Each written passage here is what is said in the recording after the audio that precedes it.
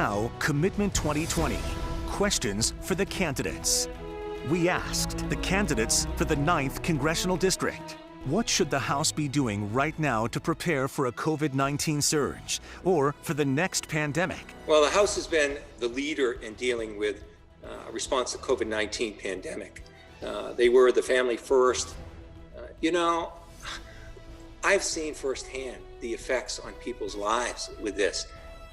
I've seen people lose their businesses. I've seen people lose their jobs. And sadly, I've seen people lose their lives and families who no longer have loved ones there for them and spent those last days in isolation without their families even showing up.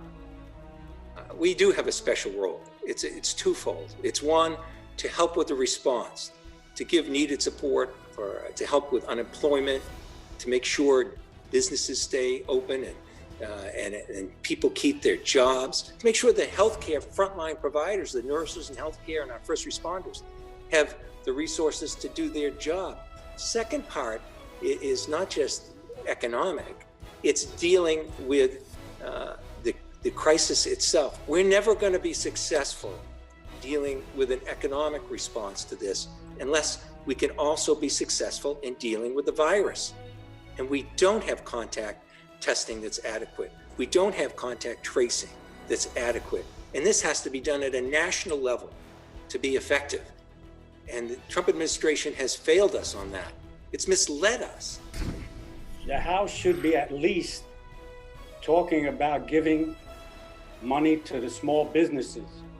Small businesses right now are in bad shape. Restaurants here on Cape Cod are closing. They're closing all over. They should be back in session talking about how the health. I don't blame anyone for the COVID-19 epidemic. They're finger pointing. They're saying this person is responsible, that person's responsible. That's irresponsible. This is a pandemic for the whole country. We should all be together. We should have an attitude of gratitude for America working this problem out. They should be back listening to the people.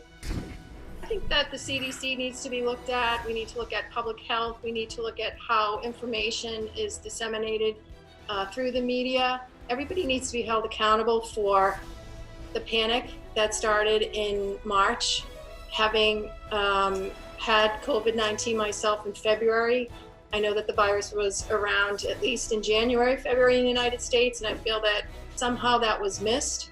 And again, I'm just talking as a regular citizen who is running for office because of the ramifications of what was not done or what was done that was resulted in lockdowns and shutdowns and school closings and people losing their businesses. So we just have to do a better job, and we need to rely on our hospitals. We have some of the best hospitals in the world in this country and in Boston. So I would put my faith in them. I think they have a good grip on how to deal with this virus right now. And they too were stuck in the middle of somebody yelling fire in the theater, the equivalent of it. And that's what happens when everybody goes crazy. And I really think the media played a huge role in it.